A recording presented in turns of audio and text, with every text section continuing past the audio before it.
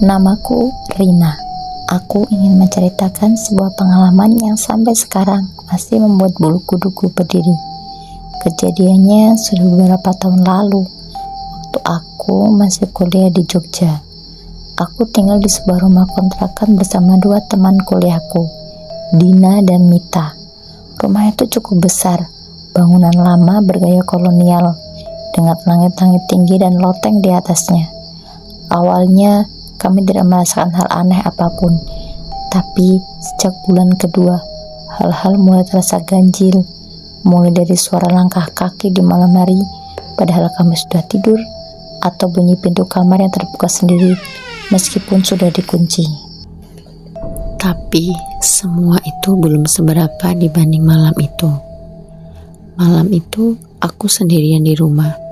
Dina pulang ke kampung karena ibunya sakit, dan Mita sedang menginap di rumah pacarnya.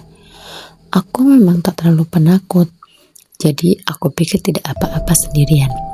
Sekitar pukul 11 malam, saat aku sedang rebahan di kamar sambil scroll HP, tiba-tiba aku mendengar suara tertawa.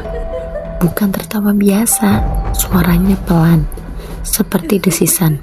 Tertawa perempuan, panjang dan mengerikan. Aku langsung duduk dan diam. Kupikir mungkin itu suara TV tetangga atau apa. Tapi tidak. Suaranya berasal dari atas, dari loteng. Aku mencoba menenangkan diri. Kupikir mungkin itu kucing. Tapi lalu terdengar suara duk, duk, duk. Seperti seseorang berjalan pelan di atas plafon. Jantungku rasanya mau copot. Aku memberanikan diri keluar kamar. Pelan-pelan. Aku naikkan volume ponselku sambil kuputar musik. Tapi suara itu masih terdengar, samar-samar meskipun tertutup lagu. Aku telepon Mita. Mit, lo lagi di mana? Masih di rumah Dani. Kenapa? Lo pulang sekarang dong. Sumpah, gue dengar suara ketawa di atas plafon. Apaan sih lo? Jangan bercanda. Aku serius. Mita akhirnya berjanji akan pulang. Tapi butuh waktu setengah jam.